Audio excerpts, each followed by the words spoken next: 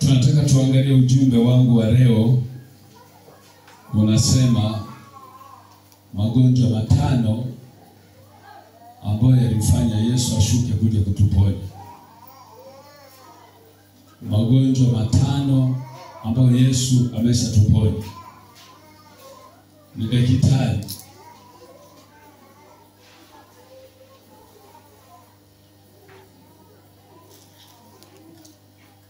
Kwa mtu haraka ni kuomba Fred, kama uko hapo tutafutie kitabu tukianza na Isaya kabisa, inayosema Roho wa Bwana yu juu yangu, amenitia mafuta kuwatangazia watu gani.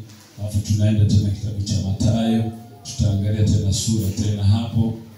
Ninaomba tuanze na kitabu kwanza cha mgangaji wa Yesu au daktari wa Yesu. Magonjwa matano tena mabaya ambayo Yesu anatuponya.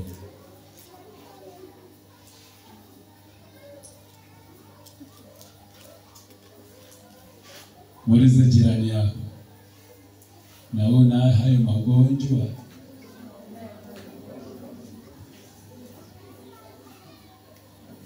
Hapo muulize, wewe na magonjwa mangapi kati ya hayo yaliyotajwa?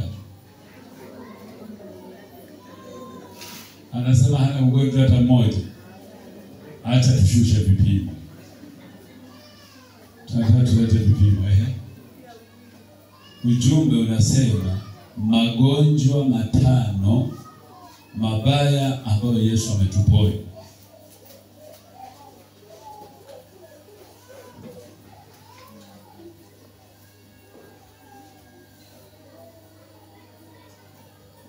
Magonjwa matano mabaya kabisa ambayo Yesu ametuponya au anatibu. Kwa hiyo tukiita huyu ni mponyaji, maana yake tunapata neno ni daktari. Tuko pamoja. Anayetibu ni daktari. Anaitwa dokta. Tukianza na Isaya tumeshapata. Isaya ngapi hapo? Isaya 101. Zambi. Yaani tunaanzia hapo tupate daktari wa Yesu. Na baada ya kuelewa Yesu ni daktari, tunashughulikia vipimo vya kuja kuangalia wewe una huo ugonjwa au hauna huo ugonjwa. Kati ya haya magonjwa matano hauna hata moja. Na hilo moja kama unalo ama mawili, umeshampelekea huyu Yesu akuponye. Yesu tunatambua ni mponyaji. Na sisi tunagusa sehemu ya magonjwa mabaya kabisa ambayo ilimfanya aache enzi yake aje duniani atuponye na hayo. Yanawatesa watu wewe.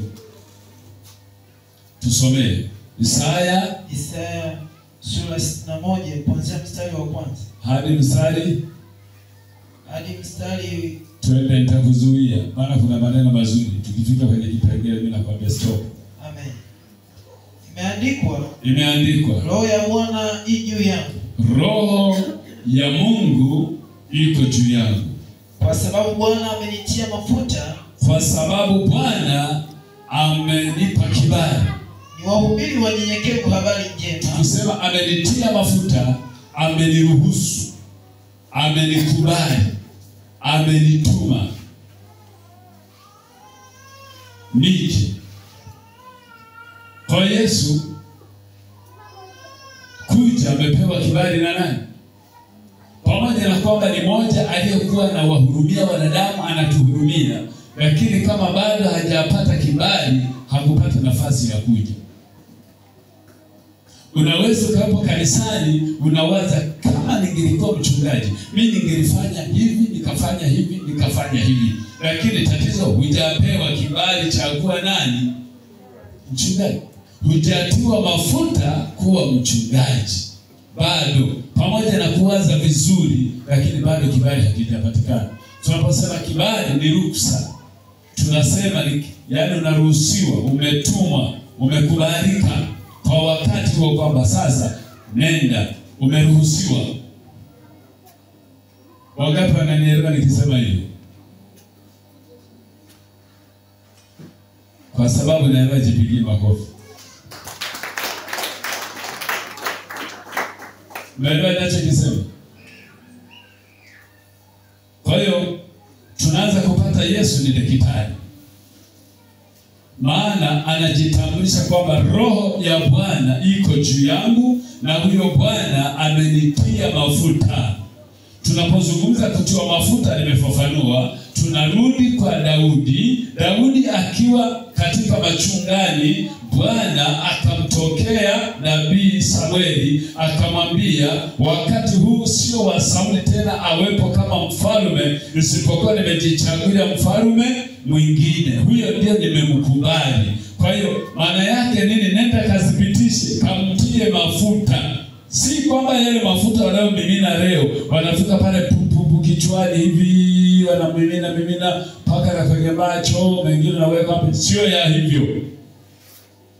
Yaani mafuta aliyokuwa anatiwa ni kwamba kama nabii aende akamthibitishe mbele za watu na mbele za familia kwamba huyu mtu ameshachaguliwa na nani? Na Mungu kuitwa mfalme. Kwa hiyo kuanzia leo naweka mikono juu yake, anatiwa mafuta ya kitumishi. Amekubaliwa. Mungu amejichagulia mtu atakayesimama kuwa kiongozi wa taifa la Israeli. Kwa hiyo hicho tunaita ni mafuta, alitiwa mafuta, alikubaliwa. Ninazidi kufafanua uelewe maana ya kutiwa mafuta. Bado utawachanganya na watu. Wende kwenye mafuta yale wanayouza, wengine mafuta ya nguruwe kabisa, wamechinja tu nguruwe yao huko, afu analeta mafuta wanakupa wewe. Wengine mafuta ya sangara tu, wamekamua basi unapewa hayo. Hapana, sio hayo mafuta. Nimejaribu kusaidia vipengele vingi vinavyozungumza habari za kutiwa nini? Mafuta. Kwa hiyo maana ya kutiwa mafuta ni kupata kibali mbele za nani? Za Mungu. Kwa hiyo Yesu alipata kibali kutoka kwa Mungu, sauti ya Mungu na moyo wa Mungu na nia ya Mungu na zumuni la Mungu likaingia ndani ya Yesu, na Yesu akaambia, nenda wewe ndio kafanya hii kazi ya kuwaponya hawa watu. Ndio maana tumesoma roho wa Bwana yu juu yangu, amenipa kibali kufanya nini? Ndio tunataka tuangalie. Amenitia mafuta. Cha kwanza ni watangazie habari njema watu. Habari. Hakuna leo kitatua na pitapita mahala anaanza kutibu watu ambao hajawatangazia. Lazima pita anajieleza yeye ni nani, si ndio? Na anaeleza ametoka wapi, kwa kusudi gani. Sasa yeye ametiwa mafuta watangazie watu wa aina gani? Wanyenyekevu. Halafu amenituma ili kuwaganga waliovunjika moyo. Ametumwa kuwaganga. Sasa tunarudi, sio yule mganga wake. Tuko pamoja? Haleluya. Sio huyo.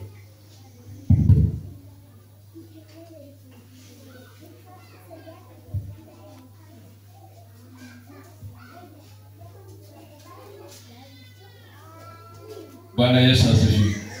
Tunapata neno kuwaganga. Unapoenda hospitali, daktari anapokutibu yuko na kuganga. Tuko pamoja? Yaani maana yake kugangwa ni kutibiwa. Na hilo umelielewa? Ni kutibiwa.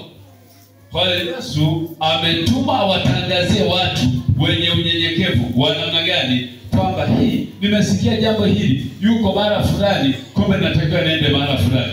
Yule mtu anaondoka, anaenda mpaka pale alipo daktari akapata kwenda kugangwa. Mara nyingi Yesu sio mfano wa leo tunalilia mchungaji amkute nyumbani. Analia anasema, jamani, mchungaji hata hajaji nyumbani kwangu namna gani? Watu waliokuwa na unyenyekevu walikuwa wanaondoka, wanaenda mahali alipo Yesu, halafu wanamwambia haja zao, wanasema sisi tumekuja utuponye. Hiyo ndivyo walikuwa naenda. Yule mama mwenye mapepo alipoona sasa maisha yake, akasema naenda kwa Yesu. Akamkuta kwa Petro, akafika akamwambia, Bwana, mimi nina haja ya kuponywa na wewe. Nina matatizo, nina mzigo. Tunataka tuje tuangalie na hata hako kaneno hako. Mzigo. Nimekuja kuwapumzisha waliolemewa na nini? Tutakaona. Kwa hiyo tumepata neno, Yesu ni mganga. Haleluya. Sikiliza, sio mganga wa kienyeji. Ni mganga wa kienyeji anabahatisha. Yeye ni mganga aliyobobea. Operation yake ni macho. Akikuangalia anasema humo ndani kuna dhambi 6. Akikuangalia anasema wewe una tatizo moja, unawaza tofauti na unavyofikiri wenzio. Akikuangalia hivi, wewe umewaza kutaka kuacha wokovu. Ni daktari wa ajabu. Na leo hivi madaktari wengine wapo ni wanadamu tu. Ukifika mle anakuangalia, hebu niangalie kwanza, anaangalia kwenye macho. Anasema kabla tujaleta vipimo, wewe una minyoo. Unakunya mara kwa mara. Alafu haja yenyewe ni ya njano. Yaani ndio kitani kama unapatia kama tunaenda kwa wote. Sawa. Alafu kuna wakati tumbo linajaa sana. Baba, yaani ndivyo ilivyo kabisa. Usiku sasa unahangaika sana kukaa unaenda kujisaidia haja kubwa na ndogo. Yaani sasa daktari umemaliza. Nimekwambia hiyo ni minyoo. Na hiyo minyoo ni aina linatajwa jina la Kichina.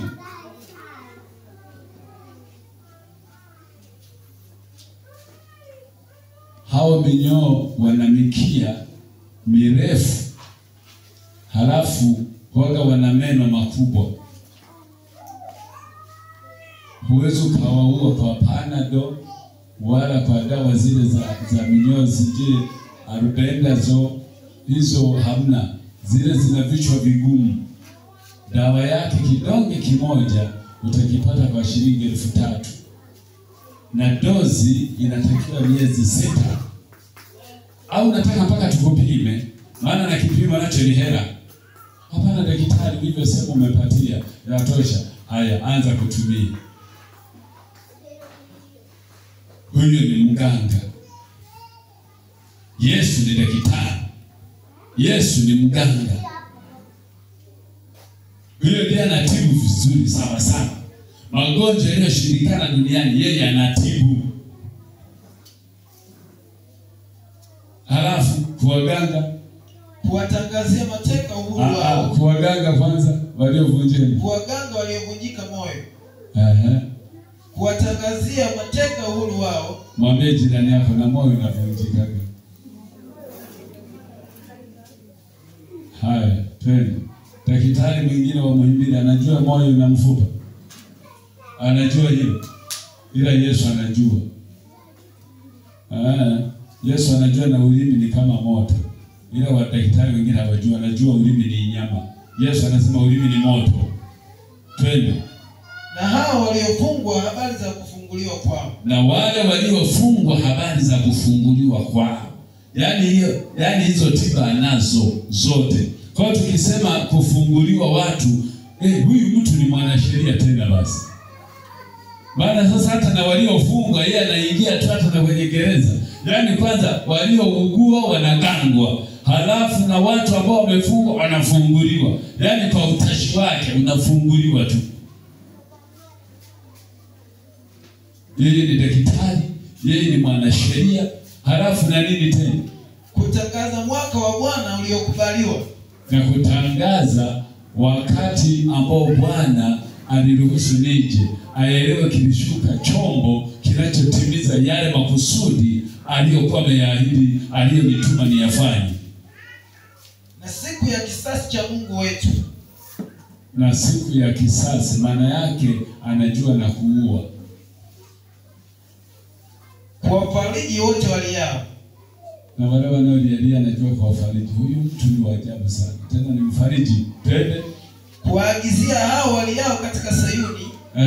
Wapewe taji ya maua badala ya majivu. Halafu kumbe tena huyo ndiye anataka watu wapelekwe mbinguni. Huyo tu. Mafuta ya furaha badala ya maombolezo. Mafuta ya furaha badala ya kilio. Vazi la sifa badala ya roho nzito. Wapate kuitwa miti ya haki. Iliyopandwa na Bwana. Ili atukuzwe. Sawa. Asante. Ili apate kutukuzwa. Atukuzwe na nani? Atukuzwe na nani?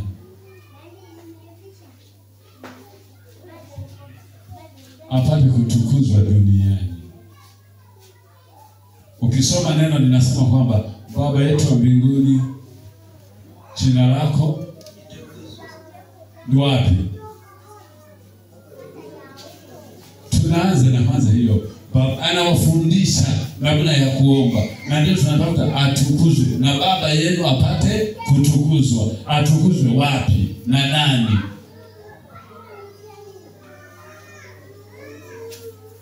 Na yeye anawaelekeza, anasema mkiomba msali hivyo, Baba yetu wa mbinguni utukuzwe. Lakini anaanzia wapi? Duniani kama huko mbinguni. Na ufalme wako uje. Hayo ndio anayataja, wavishwe vazi la sifa badala ya nini? Hapo tumeshamaliza. Tunakubaliana Yesu ni daktari? Amen. Tunakubali.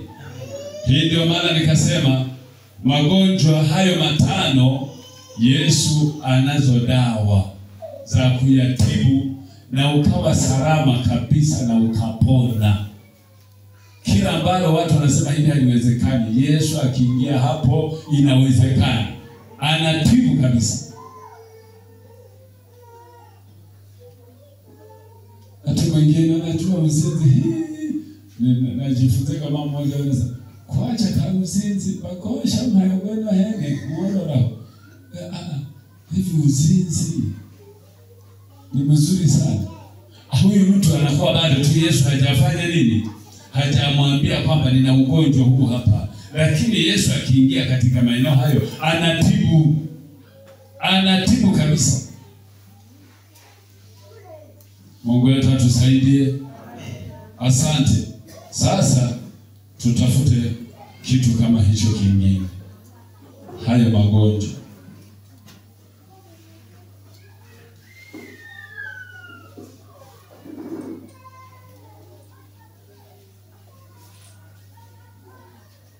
Tumeshapata yeye ni mganga, kuwaganga waliovunjika mioyo, lakini kuwafungulia waliofungwa, lakini pia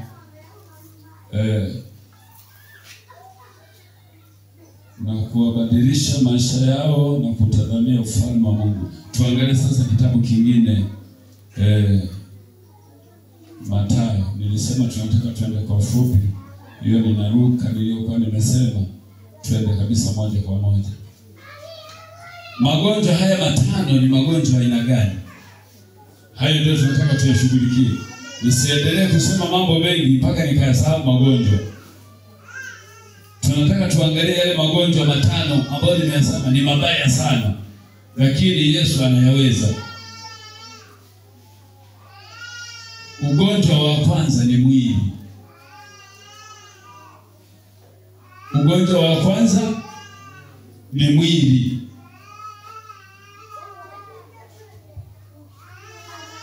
Ugonjwa wa kwanza unaitwa mwili. Mwili huo ni mgonjwa. Unajua tumeshindwa kufanikiwa Kwa sababu shetani anapopiga miili yetu, hatuwezi kufanya jambo lolote. Hata kusababisha baraka haiwezekani. Hata kama ungelikuwa ni muombaji, unashinda unaomba kanisani, ila mwili wako umeshaharibiwa na adui, tayari huwezi kufanya jambo lolote la kuleta maendeleo ama uchumi katika nyumba yako. Wanakubali sema amen. Tunaangalia Ayubu alipokuwa tajiri, ikapigwa mwili wake. Biblia inasema shetani alipojihuzurisha, Mungu akamuuliza, umemwona mtu wangu anayeitwa Ayubu? Hapana mtu mwingine aliye kama yeye. Akasema, nimemwona, lakini kwa sababu umemzunguka. Sasa hebu ninaomba ukayaondoe hayo yote alionayo, halafu tushughulikie na maisha yake kama ataendelea kukufuata. Akaambiwa, nenda kafanye lolote ili mradi liko chini ya uwezo wake. Sikiliza nikwambie, shetani hana uwezo na roho yako, hana mamlaka na hiyo roho yako, lakini mwili huo anaweza kaubadilisha, kaugeuza anavyotaka. Na akipenda unaweza kushangaa mtu unaota pembe. Yaani unashangaa mtu anatembea, ikaota nyama tu hapa, ikatokeza paka shingo ikawa inaenda hivi. Mwisho akatembea, mwisho na bega likaparalyze. Yaani anatembea, shetani amemuunda anavyotaka. Mwili. Sasa Yesu kuja kwake anataka shughulikie na huo mwili, ufanye nini? Ukae salama. Sio kwamba tunazungumzia mambo ya mzizi na nini. Mwili wako katika hali ya maisha yako ya kawaida, sura ya uumbaji na namna alivyokuweka Mungu na uzuri wako na afya yako, Mungu akataka uendelee kubaki hivyo hivyo, usiolewe. Na ili maisha yetu ya dorore, shetani anashughulikia miili yetu kwanza. Ndio maana anafanya kila namna ya kutukosesha na Mungu, ili Mungu asiendelee kutazama maisha yetu, akaziangalia miili yetu. Yaani tuombe maombi Mungu asiyasikilize, tuwe watu wa kubamizwa na kupigwa sawa sana ninavyotaka. Hiki ndicho kitu ambacho ninakwambia kwamba kitu cha kwanza ni mwili. Kuna kujikwa, kuna kufanya nini, kota upele, majipu na kadhalika. Kwa mfano wa Ayubu, hakwenda kwamba labda alifanya alianguka chini, yeye kaugua tu, mwili wake ukazoofika. Baada ya kuzoofika, kumbe ni kazi ya nani? Ya shetani, na wala sio Mungu. Mungu anatuwazia mema, mpendwa wangu, Mungu anakuwazia mema, lakini shetani hakuwazii mema hata siku moja. Anataka wakati mwingine ufilisike, nisiende sana mbali. Huo ni ugonjwa namba 1 ambao ukitaka ubaki kwa salama na afya yako nzuri, lazima ujikite kukaa mbele za nani?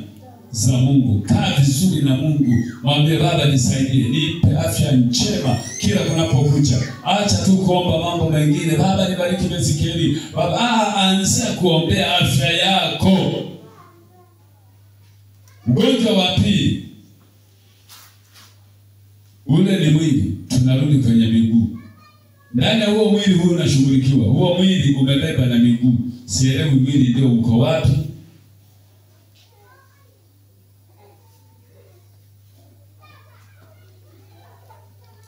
Unajua, ukikatwa miguu zikawekwa barabarani, watu wakapita, wanasemaga hivi, tumekuta bwana miguu za mtu. Sio wanasema hivi? Wanasema tumekuta mwili wa mtu. Tumekuta miguu za mtu zimekatwa. Yaani leo ni tukio, tumekuta miguu za mtu kabisa barabarani. Hii mama, na mtu hakuwepo. Kwa hiyo mtu ndiye yukoje? Unaipata tofauti hiyo? Kumbe miguu ni kiungo kinachoenda kukamilisha mwili. Na hiyo miguu inashughulikiwa na shetani ili kusudi ukose fursa ya kutembea kutoka eneo moja kwenda eneo lingine, ubaki umekaa umebweteka. Umekaa hapo huna namna ya kufanya. Afadhali na mgonjwa anaweza akasema jikaze mwili tu ukatembea ukafika hata wapi pale ufanani ukatibiwa. Lakini wakikata miguu inabidi ubebe kabisa mzima. Kwa mfano wa Ainea, miguu yake ilipoza yote, ikaparalyze. Shetani akaipiga, baada ya kuipiga ananea, hakuweza kutembea, akawekwa kwenye godoro. Ndani ya muda wa miaka 8 amelala, amenyoka, chakula kinamkutaka hapo, mpaka wakati Yesu anakuja ndiye anamponya. Ainea anainuka juu ya godoro, ndipo anaanza kurukaruka. Miguu ni kitu cha muhimu, ni kiungo muhimu sana katika maisha ya mtu, miguu yako. Lakini na hiyo nayo Yesu amekuja, anahitaji kufanya nini? Kuponya. Huo ugonjwa unaotengenezwa na shetani unakuwa na uzito wa kukimbia huku na kule kufanya kazi na namna gani. Shetani amekuwekea, sio wewe unayetaka. Ngoja nikwambie, kuna mtu anawaza, yaani kesho nitaamka kabisa naenda Mgusu. Halafu anaamka, lakini mbona ni mbali, sitachoka kweli, miguu inakataa.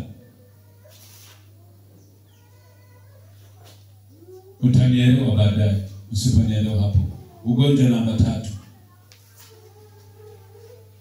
Ugonjwa namba 3 ni mikono.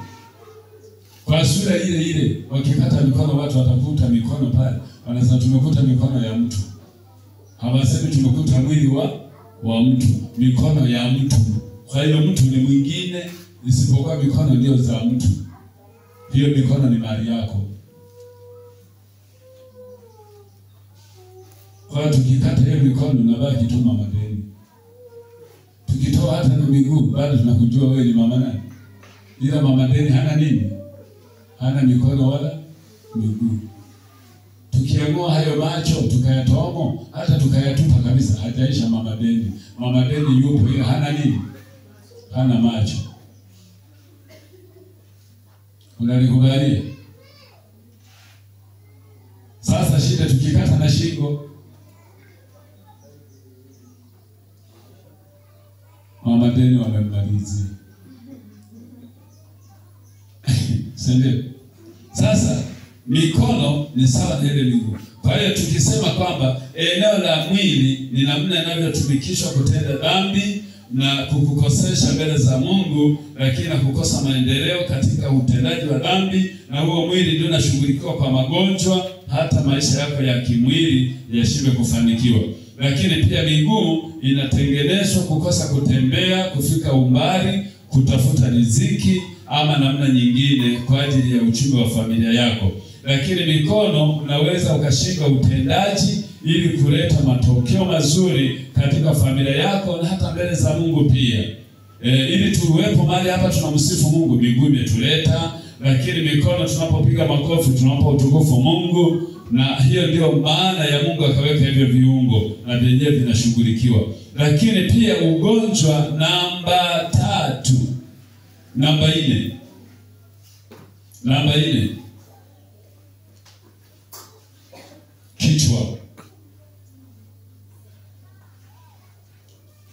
Kichwa. Sasa ukiwa mtaalamu wa kuandika, tunaandika ugonjwa wa mwili, ugonjwa wa miguu, ugonjwa wa mikono, ugonjwa wa kichwa. Ndio utaalamu unaandika. Sasa unafafanua vizuri ikiwa umekaa umetulia. Msomaji anaweza kufafanulia yote hayo. Mimi naenda tu na yakata kacha, wewe yatengenezee namna ya kukae vizuri kichwani. Sasa nasema ugonjwa wa kwanza miguu, ugonjwa wa pili mikono. Unakaa na nini maana yake hapa? Sasa weka tu ugonjwa wa mwili, ugonjwa wa miguu, ugonjwa wa mikono, ugonjwa wa kichwa.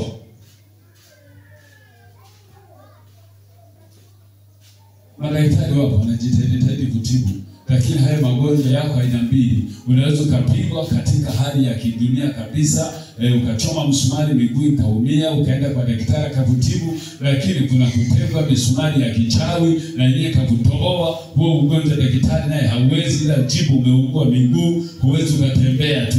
Yote ni magonjwa tu, lakini kilicholengwa ni miguu. Sasa tunapoenda pale kwa daktari tukashindwa kutibiwa, wakasema hii miguu inatuchanganya, unarudi kwa nani? Kwa daktari. Yesu ndio mwisho. Ugonjwa wa kichwa, kila wakati daktari, mimi kichwa kinaumaga, ameshinda na kwamba hapana, hiki kichwa sio cha kawaida. Ni cha kawaida, sio cha punda wala cha ng'ombe, ni cha kwako, ila kimeshapigwa ugonjwa wa kichawi. Nani akutibu? Ni Yesu. Maana yake ugonjwa unaharibia kichwa, kinatengeneza namna ya kufikiri. Yaani shetani anapiga kichwa ili kwamba usiwe unafikiri vizuri. Anapiga kichwa usiwe na ufahamu, yaani uelewa. Ubaki ni limbumbumbu. Hapa tuko sawa? Ugonjwa wa 5. Mimi niliandika tumbo. Sasa nimesha kuelekeza ugonjwa wa tumbo. Wewe ulishaka kariri tu. Tumbo linauma. Jamani, yale maji machafu. Yaani najaribu kukimbiza mwenge. Si umekalia hapo. Kuna ugonjwa wa tumbo. Tunapozungumza sisi hapa tunajua magonjwa tunatembea katika aina hizi mbili. Kuna ugonjwa wa hali ya hewa tu, na yenyewe si kama inatokana na Mungu, ni hali ya hewa kwa mfumo wa kidunia ambao umeshachafuliwa na kuharibiwa na shetani. Lakini pia kuna ugonjwa ambao sasa unashughulikiwa na washirikina, wajumbe wa shetani. Wanakupiga kwa wivu fulani usifanikiwe jambo fulani. Unakuwa ni mtu wa kukaa unaugua. Na wengine wapo hapa hata ni mafundi cherehani. Ukifika tu kwenye cherehani, kichwa kinaanza kugonga ama tumbo linaanza kuuma, unakuwa wa kuinama na kujipikicha na kutafuta sasa dawa za tumbo, unakunywa Furajili, unasikia kama nafunafuu, lakini unakuwa umeisha rara, unasema tashona kesho. Matokeo yake wateja wanahama wote, unabaki peke yako, mwisho unafunga. Ukifunga tu unapona na ule ugonjwa. Nani akuponya sasa huo ugonjwa? Na Yesu alikuja kuyashughulikia. Na si kwamba Yesu alikuja kushughulikia ule ugonjwa wa maji machafu na ukunywa unaenda kuharisha. Hapana. Yeye amekuja kushughulikia magonjwa makubwa yale, yule ni daktari bingwa. Kweli kabisa, atoke bingwa Dar es Salaam anakuja kutibu wewe mafua yako hapa geti. Anapanda na basi. Tuna mgonjwa huko nimeitwa. Wanamkuta ni mafua. Huyo ni bingwa. Kwanza akiwauliza mkasema, huyo mgonjwa anauma nini? Anaumwa mafua. Alafu mmenidharau kweli. Yaani na ubingwa wangu mnanitia kwa mgonjwa wa mafua. Yaani yeye anataka aambiwe kwamba jana alishakapinda, ana miaka kama 10 hajainuka. Lakini tunashangaa bwana, huku nyuma ile mifupa inaonekana. Shingo limeshakakamaa, hageukaki. Yaani yeye anataka asikie mahali ambapo madaktari wengine wamefanya nini? Wameshindwa. Ndio anapanda basi. Nasema mletee. Sasa ndipo na wewe unaambiwa kumwona daktari huyo, utoe pesa ya kutosha. Kabla hujatibiwa tu ni 200,000 kwanza. Sasa kwenda kumwona kwenye chumba. Dirishani hujalipa. Hiyo ni ya daktari anaweka mfukoni kabla hajakuuliza maelezo. Ukianza maelezo sasa na vipimo. Yaani ni mtaji kabisa kufungua duka Katoro. Tuyashughulikie sasa. Yesu anatibuje. Tufungue kitabu cha Mathayo mstari ule wa sura 26 mstari wa 65. Soma chapu uliofika. 65 nasemaje? Ndipo kuhani mkuu akararua mavazi yake. Akisema amekufuru. Na haja gani tena ya mashahidi? Kwani kuna haja tena kutoka mashahidi hapa? Tazameni sasa. Mmesikia hiyo kufuru yake. Ndio. Muonaje nyinyi? Nyinyi mnafikiriaje sasa juu ya jambo hili? Wakajibu. Wanasema imempasa kuuawa. Huyu mtu afe. Ndipo akamtemea mate ya uso. Haya, kazi ya kwanza akatemewa mate wapi? Usoni. Sikiliza, nukusi na mikosi uliotupiwa inamalizwa na mate ya Yesu tu aliyotemewa. Kwenye ule mwili ndio walikuwa nazoa zile laana zote. Maana walisema hapa, damu yake na laana zote ziwe juu yetu sisi na watoto wetu. Unaona dawa hiyo? Bwana Yesu asifiwe sana. Yaani unaendelea kutembea nasema mimi nina mikosi, mimi nina nini? Hujawa na mikosi. Huo ugonjwa wa mikosi ambazo unahisi una mikosi, wewe tembea, sogea kwa Yesu, mwambie niondolee hii mikosi. Anakuambia mimi ndiye mwenyewe. Yaani kutembea kwangu kwa mate ndio alikuwa anabeba zile laana zote zilizokuwa juu yenu na mikosi iliyokuwa juu ya ngozi zenu. Mnatembea watu kama mnanuka, unatembea watu wanakunja mapua. Sikiliza, mate ndio dawa ambayo alitemewa kwenye ile ngozi ya mwili wake. Hiyo ndio ilikuwa dawa kwetu kuondoa mikosi yote. Sio unaelewa vizuri? Unasumbuka tu kwenda kwanza kurushiwa maji huko na mganga wa kienyeji. Eti na kuondolea mikosi manini na kurushia. Yesu alimaliza walipomtemea tu yale mate, tayari mikosi iliondoka juu ya maisha yetu. Bado kuna mikosi. Ni mashaka yako na hofu yako, lakini daktari huyu anaweza yote. Mikosi anaondoa. Ndio maana akaita ni mganga. Ukiwekapo mganga wa kienyeji ni zaidi ya waganga wa kienyeji. Ukiweka ni daktari zaidi ya madaktari. Kwa hiyo yeye ni professional. Mate tu kutembea tu wakabeba mikosi tu wakabeba laana tu. Yale yote ambayo unayaona yanakusumbua kwenye miili yako, mikosi, nyota, kufanya tayari. Baba nataka kwenda wapi? Shuka tu ndani ya Yesu. Mwambie Baba, angalia biashara nilionayo, ninapopita ninaonekana mtu kama kinyago. Bwana angalia ujana wangu, kila mahali ninapochumbiwa, ninapotazama hivi sura yangu imepakwa mavi. Bwana sieleweki. Tazama ubinti wangu, kila wanaoniangalia hakuna anayenipenda. Sasa mikosi iliyo juu yangu ninatambua ulitemewa mate. Mwambie Bwana, tafuta neno. Mwambie ondoa mikosi sasa. Ulitemewa mate ili sisi tutakaswe. Ulitemewa mate mikosi kwetu iondoke.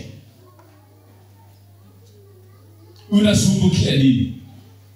Tunaomba hatupati kwa sababu tunaomba vibaya. Maana tunachengana na mstari. Tembea kwenye mstari. Mwambie Bwana, yale mate uliyotemewa yalikuwa ni ya kuondoa mikosi juu yetu, ni ya kuondoa nukusi. Bwana Yesu, sasa ninaomba nukusi ambazo zilitemea juu yangu na watu wasionipenda, sasa hiyo ni kibali ziondoke, na ziamuru kwa jina lako Yesu. Ziwafuate, maana walizitaka, walinifuata, waliyataka yawarudie. Si ndio kazi? Wishu unaanza kutangaza, mimi mama, dada, mimi lolote tu itakalo kuja nitaenda tu, nimechoka kusubiri. Litakuja lolote hata pepo. Kijana hapo kumesha jikatia tamaa. Kile unaona binti mzuri, yaani wewe ndio hakuelewi kabisa. Binti vipi? Nini? Hebu achana na mimi. Halafu siku mbili zinapita anachuhubiwa. Wengine ukiwauliza wanakuambia, mimi sijakuwa, bado mtoto. Halafu wiki moja hiyo kachuhubiwa yule mtoto. Unajiuliza mimi nimekuaje? Hiyo mikosi. Unachukiwa. Unafanya biashara yako, watu wanapita wakiangalia, ni nani anayeuzama huko? Ni fulani. Hilo duka. Yaani mimi nikitazama hilo ni mama hilo, mimi hata sisikiage hata amani. Wanapitiliza naenda duka lingine. Halafu ukija kwenye maombi nasema, Baba bariki biashara, Baba tusaidie. Mungu nataka nikutolee sadaka. Unajieleza mambo ya nini na mikosi? Yaani mwambie tu Yesu, yale mate yalimaliza. Watu walionitupia nukusi, walionitupia mikosi waondoke nayo wenyewe kwa jina lako Yesu. Umemaliza. Hapo umenielewa? Ngoja tukuonyeshe kitu kingine. Utatamka jambo lingine hili hapa. Likoje? Walipomaliza kumtemea mate, wakampiga makonde. Makonde ni nini? Ni ngumi. Umenielewa? Ngumi. Kila mmoja akawa kama ngoma, mwingine tumboni, mwingine mgongoni, kichwani, wapi. Wanapiga, kila mmoja alikuwa anajichagulia. Anapoona kaupenya, uingeta ngumi,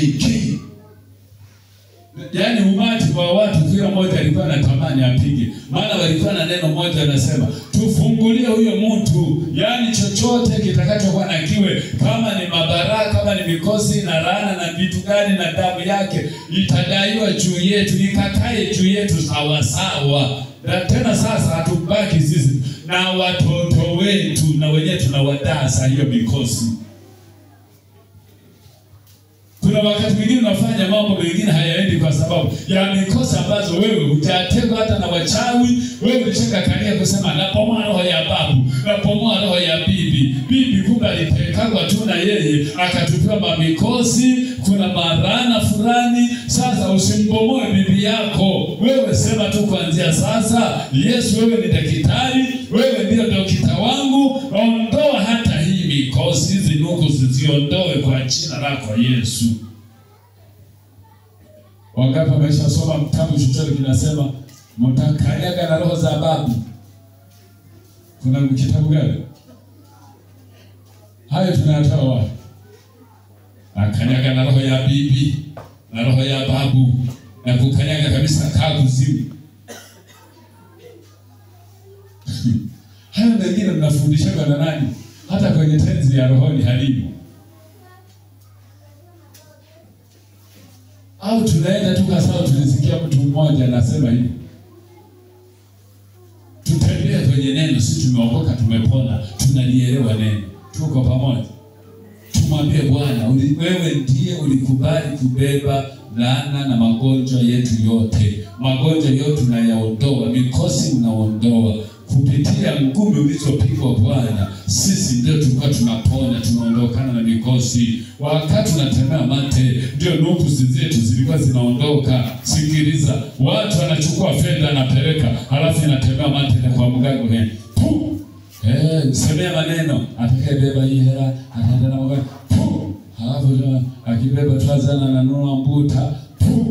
Lakini ndio amebeba sasa mikosi yote ya bibi na ya babu yananiandama. Namaliza anabeba ile noti. Anafika anajifanya pale njiani tu. Anaondoka, anajua alichokifanya.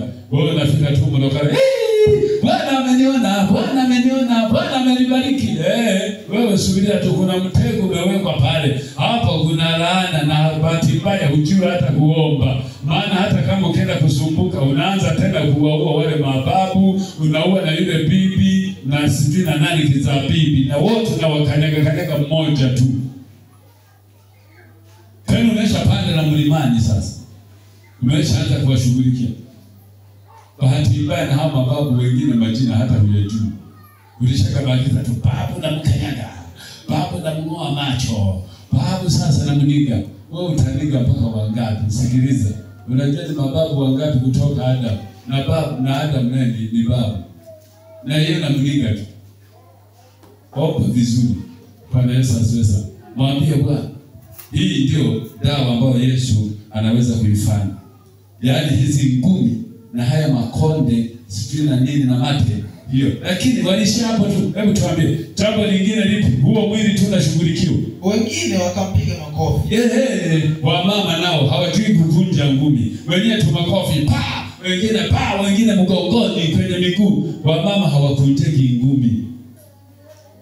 Yaani ukitaka kupigana na mama, utamana anasema chogoloro. Chogoloro kila akipeleka ngoma na malizia hivi.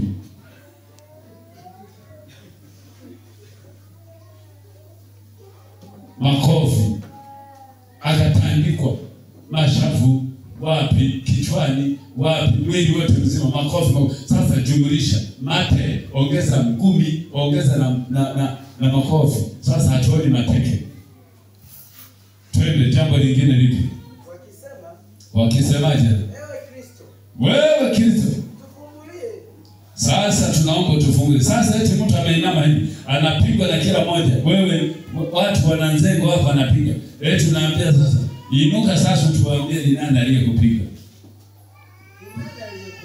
Na Petro alikuwa ameketi kwenye hewani. Sawa. Kijakazi mmoja akamwendea akasema, wewe nawe ulikuwa pamoja na Yesu wa Galilaya. Huko tumesha hama. Tuangalie ile sura ya 27.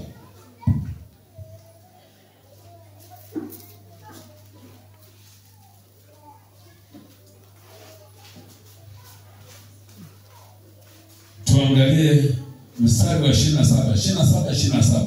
Tunaangalia vipengele tu vya tiba. 27 imeandikwa, ndipo askari waliwali wakamchukua Yesu ndani ya praetorio. Wakamkusanyikia kikosi kizima. Wakamvua nguo. Wakamvika vazi jekundu. Wakasokota taji ya miiba. Wakaiweka juu ya kichwa chake. Unaona hiyo? Tunashughulikia kichwa. Kwenye kichwa akawekewa taji ya nini? Ya miiba. Ugonjwa wa nini? Unashughulikiwa kutibiwa. Ule unabii wa Yesu. Hicho kichwa ambacho shetani alikuwa amekipiga kimejaa ukoro na udindiri. Ufikirie hata mipango wa kujulimbe kupitwa sawa wafuta. Na kuja halimasanja. Wagabisije. Hicho kichwa kipone kwa jina la Yesu. Unaona mipango zinavyokuharibikia. Tunaanza kwanza ile nuku tunasema, yaani mimi nashangaa nalimaga sipataki sijui kwa nini. Mjajua tu kuomba. Mwambie Yesu atibu hilo eneo kwa njia ya nini? Ya maombi, ukimwelekeza na kumkumbusha Yesu. Kwamba Yesu, kumbuka kazi ulizozifanya pale msalabani. Moja, ulishughulikia miili yetu kuiondolea nukusi na magonjwa mbalimbali ya mapele na majipu yanayotukwamisha kuinuka kiroho. Ukinifanya, ukiniacha, sitakutumikia, sitafurahia, sitafanya ibada. Ninaomba Yesu nisaidie. Omba maombi kama hayo, akuokoe na huyo adui aliyekalia huo mwili wako. Lakini jambo la pili, tunakuja kupata habari za kichwa chako. Kichwa chako na chenyewe kimeponywa na habari za ile miiba. Damu zikatoka, yani litengenezwa kofia ndogo kama kabakuli. Halafu kichwa kikubwa, halafu kofia ndogo ikaweka kichwani mwa Yesu. Unajua zile senyenge zile imeundwa hivyo, ya mawaya hiyo imetengenezwa. Halafu akawekewa kichwani. Yakawepo majamaa yameshikilia kama maplastiki mkono, yakaanza kukandamiza zile wavu zikakandamizwa zile senyenge. Kaingia kichwani. Sasa kuingia kwake zikazi zinatoboa, zinaingia mle ndani. Yesu analia, lakini wanatoboa tu, wanakandamiza. Sasa zilipoanza kuruka, damu zinatoka, wenyewe ndio wakaanza kuzihaki kwa kucheka. Wakafurahi sana. Wakafurahi, wakazani wamepata akili, kumbe wao ndio wamebadilishwa akili za ukoro, wamevishwa wao akili za maana tupewe sisi tunaomwamini. Sasa tunaanza kulia eti maisha yetu magumu namna gani. Pangia vizuri hicho kichwa chako. Usikubali shetani anakipiga. Huo ugonjwa usitegemee tenda kwa daktari, atakitibu huko Geita Magogo. Usitegemee tenda kwa Jakaya Kikwete huko Dar es Salaam. Leta atatibu hicho kichwa. Kama unakosaga mipango, haipo dawa, hakuna kidonge. Hakipo. Dawa yake ni Yesu. Kupigwa kwake pale kichwani alikuwa anatabiri uponyaji wa kufunguliwa kwa kichwa chako. Nataka niseme kuna baadhi ya watu wengine wako hapa, yani hatakaki kujifunza kwa wengine, hatakaki hata kuzungumza na wengine, yani kuchuja akafikiri kwamba lakini mipango hizi nimshirikishe ni nani? Ili kila ambacho amekitengeneza kichwani mwake ashirikishe watu, aone ni matokeo yapi yanakuja. Yani yeye ni hivyo tu amejikalia. Kila ambacho kiko mbele yake ndicho anafuata hicho. Huko unafikiri huko mzima. Unajua kuna ugonjwa mwingine wa mtu anaishi bila kujua kama yeye ni mgonjwa. Mipango mingapi inakuharibikia? Halafu hata kama unaharibikia unakwenda tu. Siku moja nikamwambia, tulikuwa na vijana huko shambani. Nikamwambia, jamani, ulemavu kwa aina nyingi. Kuna ulemavu wa viungo vya mwili, kukuta mtu mwingine kakatwa, kakutana ajali, mguu haupo. Au mwingine kazaliwa mguu ulishakajipinda, au mwingine kazaliwa hana kabisa mguu mmoja na mguu mmoja. Kazaliwa naye hivyo. Huo ni ulemavu wa viungo. Lakini kuna ulemavu mwingine katika roho ya mtu. Lakini kuna ulemavu mwingine katika kichwa. Sasa magonjwa haya mawili yanayokaa rohoni na yanayokaa kwenye kichwa ni magonjwa yanayofichika, si rahisi kujua kwamba huyo usatu. Shumesha leo. utaona tu mipango zake ni za shagalabangala tu, hazina mwelekeo. Yaani utambue huyo mtu ni mgonjwa. Maana kama wengine anatengeneza mipango inaenda sawa, wewe zinaharibikaje? Maana yake kwamba kuna mahala unakosea, kichwa chako hakichuji. Kuna eneo moja limesha tobolewa, mahala penye ubongo zinaanza kuingia damu. Sasa unataka ufunajiona na Yesu yule. Damu ya Yesu inatosha. Yesu wetu asifiwe. Amen. Mimi naweza nikatoka hapa, nikaenda Arusha, nilikaa pale mbele kwa masaa. Yaani kwanza nikapenda niongee nao vizuri, nikapenda kuwafuata, nikawa nasema nao, wakanikaribia, wakaanza kunielekeza, wakaanza kunifundisha lugha yao, namna ya kusalimia, lakini baada ya hapo wakaanza kuniletea na mayai, mwisho tukatengeneza urafiki, wakatamani wafike hapa nilipo.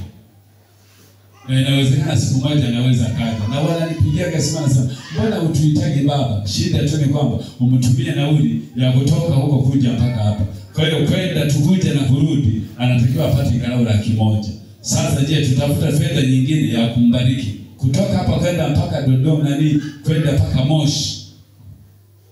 Pale tulipokuwa tunasomea chuo panaitwa BBC. Unapita kabisa mpaka na kiwanda wanakotengeneza haya mavazi haya ya jeshi haya. Wewe unajua anatengenezwa wapi? Kuna kiwanda huko. Wanatengeneza haya makombati yote, maviatu haya wanaovaa yanatengenezwa huko. Sasa unapita unaenda mpaka kwenye mlima Kilimanjaro. Maana yake tunasogea mlima Kilimanjaro, mahala tulipokuwa tunakaa, tunaona kama tunavyoona mlima wa pale Geita au wa pale Legend. Maana kila asubuhi ukiamka tu unakuta pale kuna bati kama zimeandikwa peupe. Unauliza kuna nini pale? Ni maji yameganda. Unaweza kubeba kama hili hapa Banguri, lakini huwezi kulichukua maana ni barafu. Na wakule wanavaa viatu vikubwa kwa ajili ya kukinga ile barafu. Sasa huko tukadhani ni mtindo tu. Vijana wa huko na wenye wakaanza kuyaweka. Anatembea na ile kiatu kimechongoka. Yana nadhani ni fashion, kumbe wenzake walikuwa wanajikinga na matatizo. Kwa sababu kama vile vidole akikanyaga tu peke yake au vile vidole vikigusa ile ardhi, zile kucha zinanyofoka zenyewe kwa ile barafu na ile ganzi inayokuwepo. Kwa hiyo ukiwa ndani ya orofa tulikuwa tunakaa, yaani chini tu unafurahia tu miguu kaya iko kitandani. Ukiweka hata kwenye sakafu unasikia ubaridi. Asubuhi mapema tukiamka saa 10, unapewa kwanza chupa za chai za kiwango cha moto. Kwa hiyo unakunywa chai mpaka unahisi huko panababuka. Unakuwa unatoa ngozi hivi. Utani. Yaani unaweza kaungua chai bila kujipambua. Kwa hiyo natakiwa uwe na namna wewe unajaribia na kakidole kidogo hivi. Chai imetosha uvuguvugu. Hayo ndio maisha. Lakini sasa ukitoka pale kwenda Meru, unaangalia barabara tena kuelekea kama unaenda maeneo ya Namanga, unaenda kama Kenya hivi. Silali hivi. Maana yake ni mpakani kabisa. Ile Kilimanjaro ni mpakani na kwenda Kenya. Lakini kufika kule sasa aje mpaka Moshi au akatishe barabara ya kuingia Arusha mjini, halafu ndipo aje atokee hapa Mwanza, ni gharama kubwa kumleta rafiki kama huyo. Mjipange, halafu mwana sadaka ya kumbariki afike nyumbani na hela. Na kule walivyo sherehe kama hizi wanasaidiana sana kuliko huko. Wanatoa mamilioni ya pesa. Yaani binti tu akaenda kumzawadia. Huko siangaa kuzawadia kwenye familia ya mtu na 2,000. 2,000 wanasema ni maisha.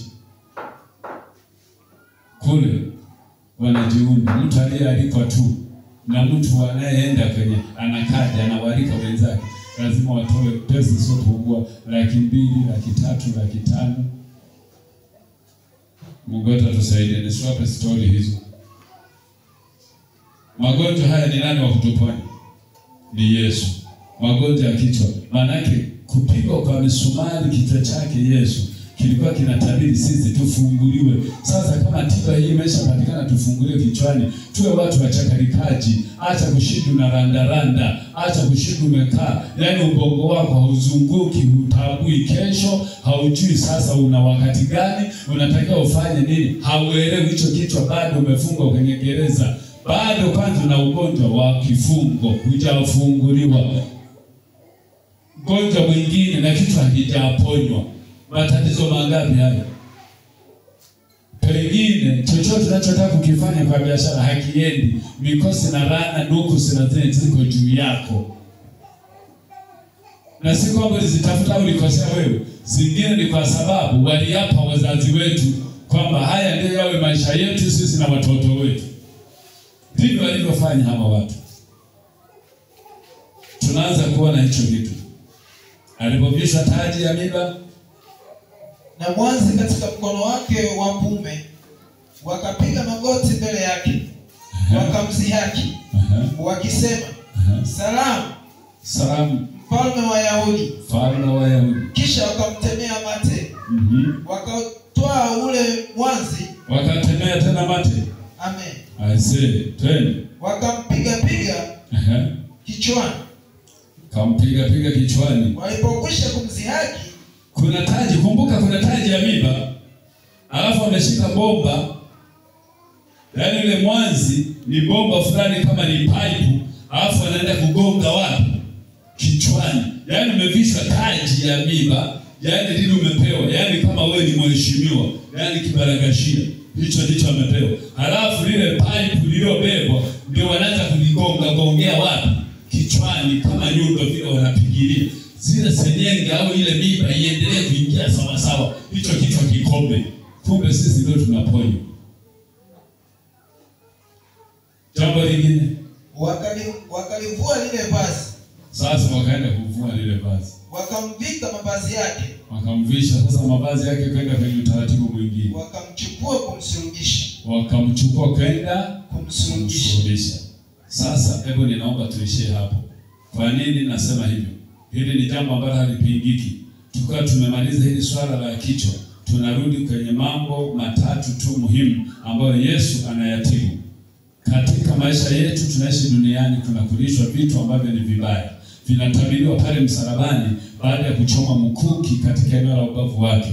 Yaani lilivyochoma ukaingia ndani, ikasababisha kwenda kubomoa kibofu cha maji. Biblia inasema kwa sababu ule mkuki ulikuwa na ncha, umepita ile ngozi, ukaingia mpaka kule ndani, ulivyotoboa damu zikatoka zilizochangamana na nini? Na maji. Kwa hiyo Biblia inasema maji pamoja na damu vikatiririka.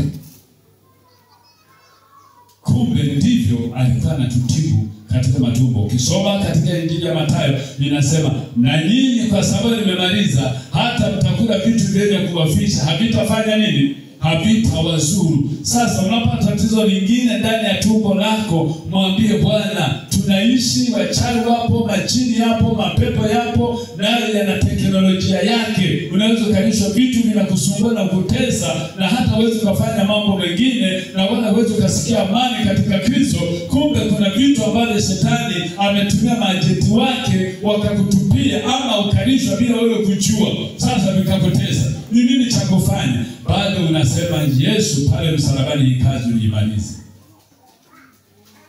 Kuchoma kwako kwa mkuki tu, ulitabiri jambo moja, kwamba hata kama ningelikula kitu chenye kufisha, hakiwezi kikanizuru.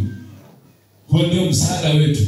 Ulimaliza hiyo kesi na mkuki mmoja tu aliyopigwa pale msalabani. Lakini katika miguu yake ilikusanya pamoja. Kama watu ninatabiri kukusanya pamoja, ni watu tuliorundikwa na kutengwa mahali pamoja. Hauna uwezo wa kutembea. Maana yake inatakiwa ile miguu ifunguliwe uweze sasa kupiga hatua. Ndio maana anasema kwamba njoni kwangu sasa wote msumbukao na wenye kulemewa na nini? Na mizigo, nami nitawapumzisha. Ukisoma Injili ya Mathayo sura ya 28 anazungumzia maneno haya. Sura ya 11, asante. 11 Injili ya Mathayo. Njoni kwangu nyote msumbukao na wenye kulemewa na nini? Na mizigo, na mimi nitafanya nini? Nitawapumzisha. Kwa hiyo tuna uwezo sasa wa kutembea kumwendea Yesu. Sio kama zamani tumuulize kwanza kuhani. Hapana, Tuna uwezo wa sisi wenyewe kusema hapana. Leo naenda kwenye maombi. Tatizo nililonalo, shida ya watu anasema kila jambo, baba mchungaji niombee. Kamati ya wana maombi mko wapi? Mbona siku hizi mmelala usingizi? Wewe unafanya nini?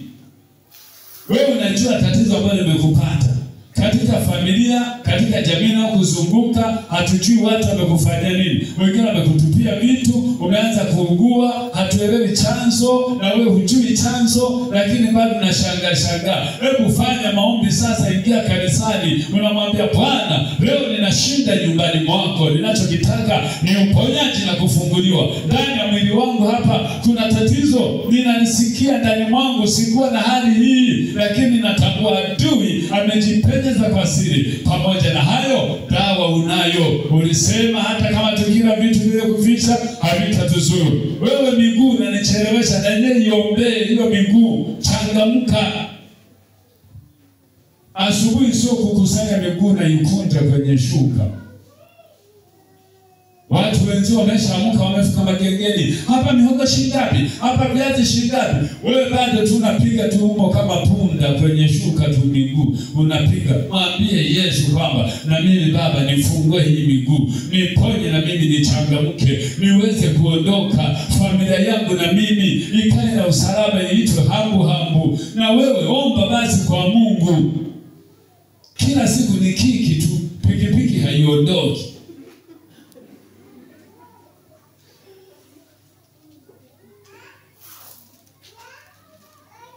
Kujinyosha.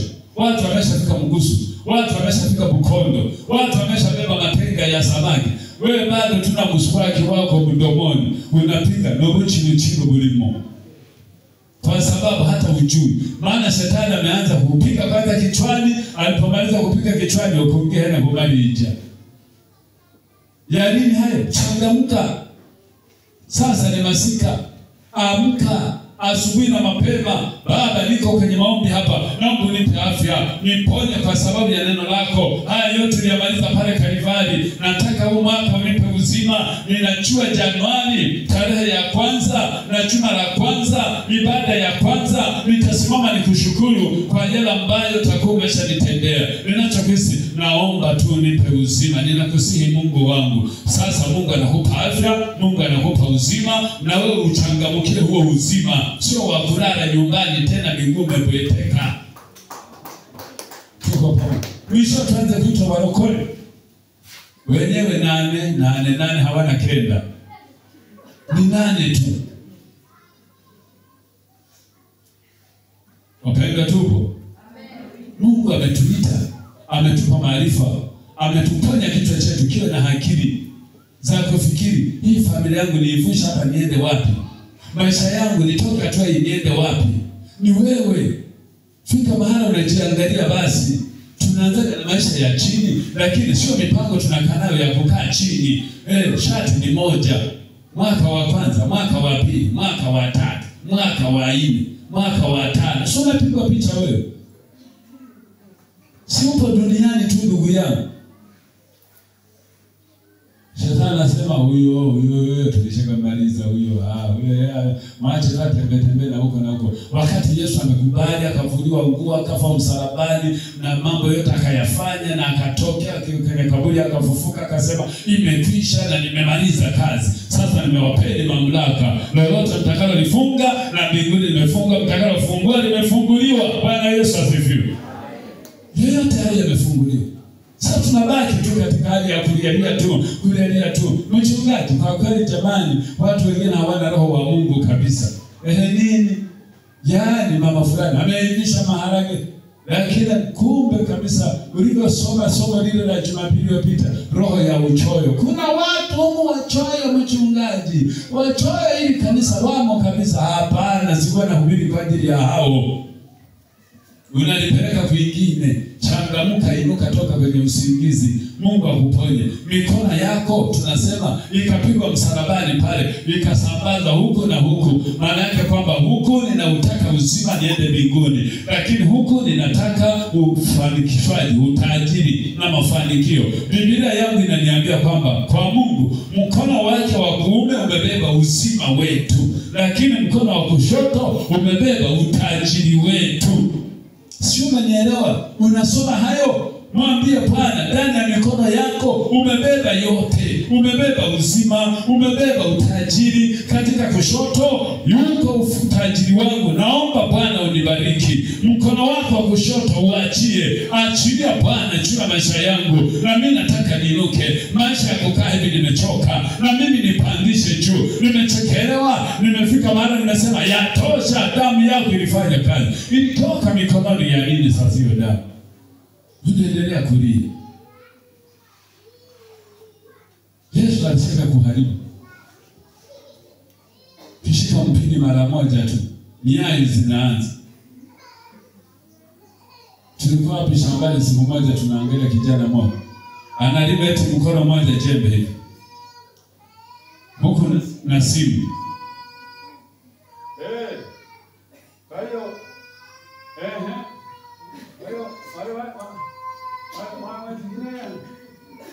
Nikawauliza, huyu analima huyu. Walipomaliza kuongea kwenye simu akapaki jembe, akaanza kuwa na hesabu miguu. Anapiga hatua, sio kama pewa kibarua. Anaangalia sijui imekuwa kubwa. Yana anaanza kuona kama alikotoka ni mbali anakoenda.